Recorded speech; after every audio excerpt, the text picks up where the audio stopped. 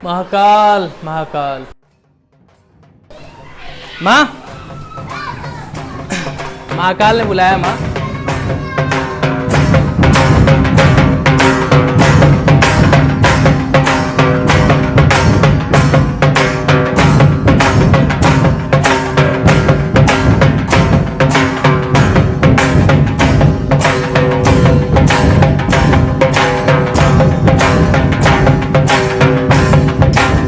जी हाँ, आपने सही समझा। हम उसी उज्जैन की बात कर रहे हैं जिसे महाकाल की नगरी भी कहते हैं, जहाँ पर एक छत्र राज है कालों के काल महाकाल का, जिसकी प्रजा की स्वयं रक्षा कर रहे हैं सेनापति भद्रकाल। तो क्या आपको पता है कि भगवान शिव को कालों के काल क्यों कहा जाता है? क्या आपको ये पता है कि जो महामृत्युंजय मंत्र हम हमेशा कभी ना कभी सुने होंगे, बोले होंगे, उसका निर्माण किसने किया और क्यों किया? तो अगर आपको ये नहीं पता तो हम कोशिश करेंगे इस वीडियो में आपको सही तरह से बताने की। और साथ ही साथ आइए दर्शन कराते हैं आपको 12 ज्योतिर्लिंगों में से तीसरे ज्योतिर्लिंग महाकालेश्वर ज्योतिर्लिंग के। तो चलो घूम के आए।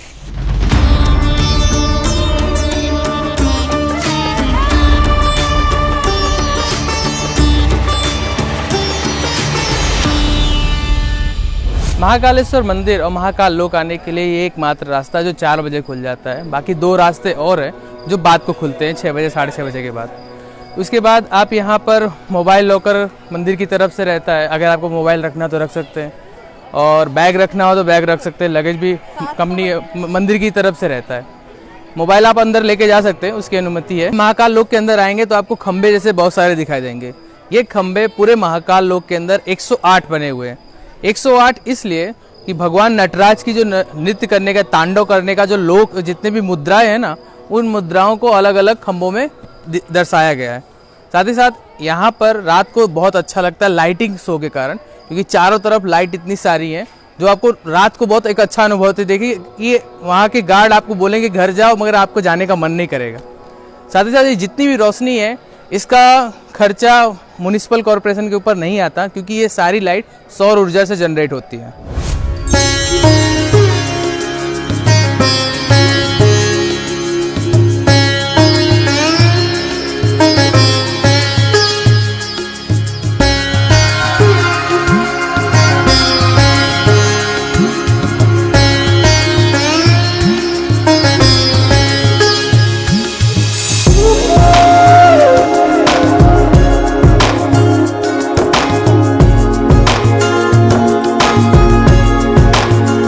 धर्म में जिस तरह सप्त ऋषियों का अपना एक खास महत्व है, उसी तरह मोक्ष प्राप्ति करने के लिए आपको सप्तपुरियों के भी दर्शन करना उतना ही जरूरी पड़ता है जितना 4 धाम करने का होता है। गरुड़ पुराण में इन सप्तपुरियों के नाम भी बताए गए, जैसे अयोध्या, मथुरा, माया, काशी, कांची, अवंतिका, पुरी, द्वारवती चेव सप्तते मोक्षदायिका। अर्थात अयोध्या, मथुरा, काशी, कांची मतलब कांचीपुरम तमिलनाडु में एक शहर है, और साथ ही साथ माया मतलब देवों की नगरी हरिद्वार, और अवंतिका और द्वारिका। इनमें से हमने द्वारिका के दर्शन कर लिए हैं। आज हम लोग अवंतिका आए हैं। अवंतिका, इस शहर को इतिहास ने कई सारे नाम दिए, जैसे पद्मावती, अवंतीपुरी, अवंतिका, अवंतिका नगरी, अवंती, उसके बाद उज्जैनी, और आज हम इसे उज्जैन के नाम से जानते हैं। उज्जैन आना बहुत ही आसान है। आप दुनिया के किसी भी कोने से इंदौर एयरपोर्ट आ सकते हैं, फिर वहाँ से 80 किलोमीटर उज्जैन पड़ता है, और उज्जैन में आपको महाकालेश्वर मंदिर मिल जाएगा। इवन अगर आप ट्रेन से आना चाहते हैं तो इंदौर रेलवे स्टेशन, साथ ही साथ उज्जैन रेलवे स्टेशन मिल जाएगा। उज्जैन रेलवे स्टेशन मंदिर से सिर्फ 2 किलोमीटर जितना अंतर पड़ता है। साथ ही साथ बस से अगर मैं बात करूँ या आपकी कार या बाइक की बात करूँ, तो भारत के सभी हाईवे से ये शहर जुड़ा हुआ है, जो आप आसानी से यहाँ तक पहुँच सकते हैं। और मंदिर आना एक अलग महत्व है, दूसरी जगह जाने से अच्छा है, क्योंकि ये कोई ऐसी इमारत नहीं है जो 500-600 साल पहले बनी होती है। ये समय से भी पूर्व होती है। अगर इस मंदिर का मैं इतिहास की बात करूं तो इतिहास में इसको बताया जाता है कि ये 6वीं शताब्दी में बना था। 6वीं शताब्दी में उस समय के राजा ने इस मंदिर का निर्माण कराया था, मगर ये महाभारत काल से भी जुड़ा हुआ है इसका इतिहास।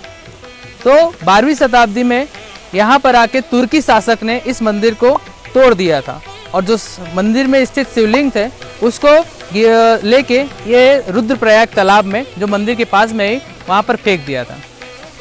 उसके बाद 18वीं शताब्दी में 18th सेंचुरी में मराठाओं का इंदौर में फिर से राज हुआ।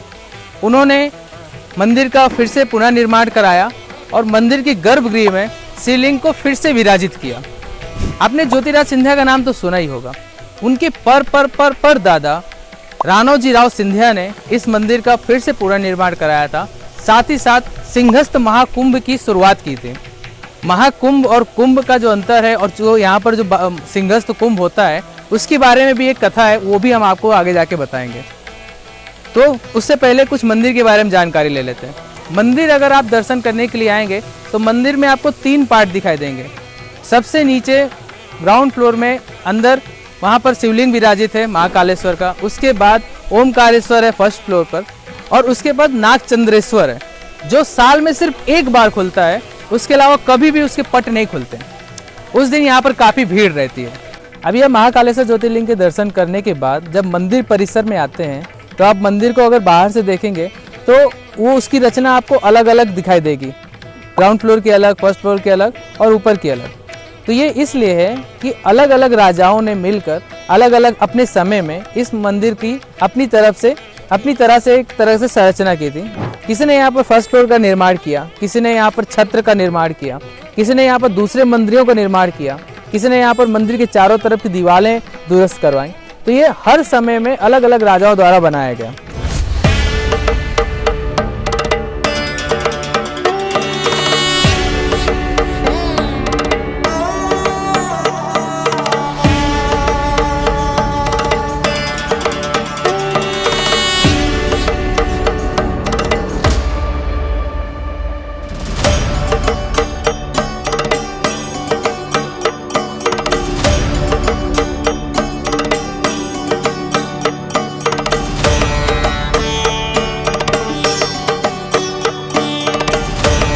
आप मेरे पीछे दे सकते हैं महामृत्युंजय मंत्र लिखा हुआ है। ओम त्र्यंबकम यजामहे सुगंधिम पुष्टिवर्धनम उर्वारुकमेव वंदनात् मृत्यु मोक्षी ममामृतम। और शुरुआत में हमने आपसे कहा था कि हम आपको बताएंगे कि महामृत्युंजय मंत्र का निर्माण किसने और क्यों किया था। तो आपने वो फेमस डायलॉग सुना होगा कि काल भी उसका क्या बिगाड़े जो भक्त हो महाकाल का।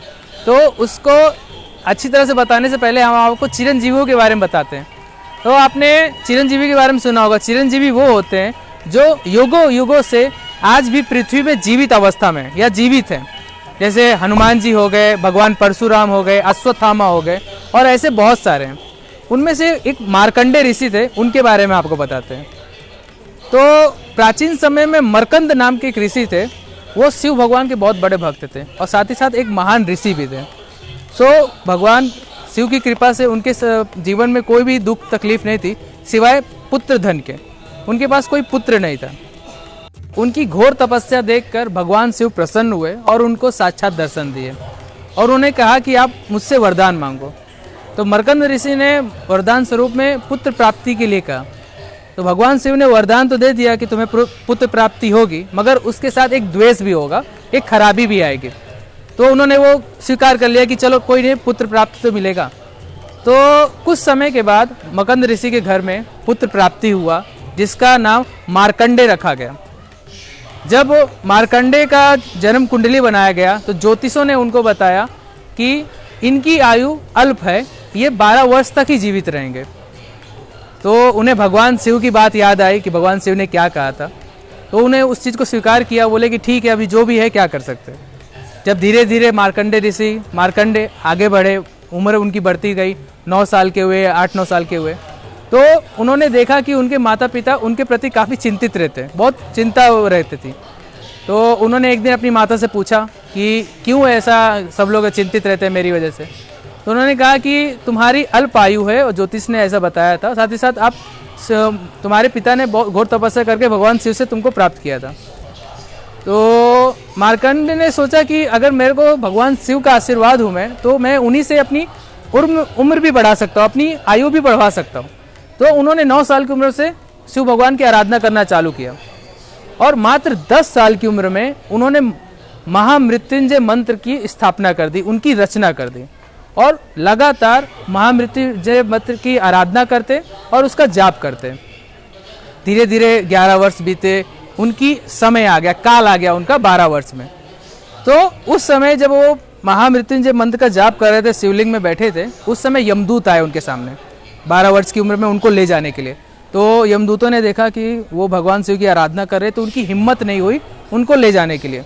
तो वहाँ से वापस चले गए यमराज के पास। अभी यमराज को कहा कि यमराज जी वो शिव जी की आराधना कर रहा है, मैं उनको कैसे लेके आ सकता हूँ। तो यमराज कहे कि मैं जाके लेके आता हूँ, तुम टेंशन मत लो। तो जब वो यमराज जी पृथ्वी में आए और उन्होंने देखा कि वो आराधना कर रहा है बच्चा, तो कुछ देर वहाँ ठहरे और उसके बाद जब बच्चे ने यमराज को देखा और तेजी से महामृत्युंजय मंत्र का जाप करने लगा और शिवलिंग को चारों तरफ से पकड़ लिया। जब यमराज ने उनको अपनी तरफ पकड़ के खींचने की कोशिश की, इतने में तेज बिजली चमकी, मंदिर का परिसर पूरा हिलने लगा। साथ ही साथ एक जोर गर्जना से एक आवाज आई। जब यमराज के सामने देवाधिदेव महादेव आए तो वो डर के मारे कांपने लगे। उन्होंने अपने दोनों हाथ जोड़ लिए और भगवान शंकर से विनती करने लगे। फिर भगवान शंकर गुस्से में, क्रोध में आकर अपने त्रिशूल को उठा के यमराज की तरफ देखे और बोले, क्यों तुम मेरे भक्त को परेशान कर रहे हो, क्यों मेरे भक्त को तुम परेशान कर रहे हो, क्यों उसको आराधना नहीं करने दे रहे हो। तो उन्होंने कहा कि हे प्रभु, आपने ही मुझे ये कार्य दिया है कि प्राणियों से प्राण निकालने का ही कार्य आपने मुझे दिया है, वही मैं आपका कार्य कर रहा हूँ। तो फिर भगवान शंकर का क्रोध शांत हुआ और उन्होंने कहा कि तुम इसके प्राण नहीं ले सकते, मैं इसको दीर्घायु होने का वरदान देता हूँ। इस तरह मार्तंडेय ऋषि को दीर्घायु का वरदान मिला। और साथ ही साथ आज भी अगर आप मृत्युंजय मंत्र का जाप करते हैं तो कहा जाता है कि अगर आप लगातार सोमवार महामृत्युंजय मंत्र का जाप करेंगे तो आपकी आयु और भी बढ़ जाएगी। क्योंकि यमराज ने उस समय महाशिव से कहा था कि कोई भी अगर महामृत्युंजय मंत्र का जाप करेगा, आपका आराधना करेगा, मैं उसकी तरफ आपकी आज्ञा के बिना नहीं जाऊंगा।